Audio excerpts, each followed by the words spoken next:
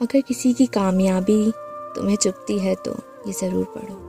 جو حسد تم محسوس کر رہے ہو، جو کرواہٹ اندر سے ابھر رہی ہے، یہ ان کے بارے میں نہیں ہے، یہ تمہارے بارے میں ہے۔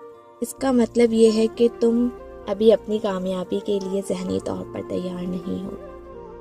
اس کا مطلب ہے کہ تمہاری سوچ کو ابھی بہترین کی ضرورت ہے۔ اس کا مطلب ہے کہ تم حسد کو اپنی ترقی پر ترجیح دے رہے ہو۔ اسے جو چاہو کہہ لو، عدم اعتماد، نفرت، نااہلی، لیکن یہ دکھاوا نہ کرو گے۔ ان کی جیت تمہاری ہار کی وجہ ہے۔ لوگ خوش قسمتی سے نہیں جیتے، وہ اس لیے جیتے ہیں کہ وہ منصوبہ بناتے ہیں، عمل کرتے ہیں اور خود کو مثبت لوگوں سے گھیر لیتے ہیں۔ کامیابی یوں ہی نہیں بنتی ہے۔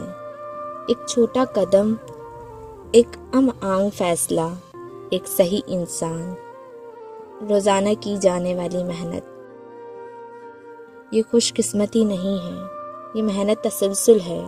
تو حسد کرنا چھوڑو، ارادے کے ساتھ جینا شروع کرو۔ تم وہ زندگی حاصل نہیں کر سکتے جس سے دل ہی دل میں نفرت کرتے ہو۔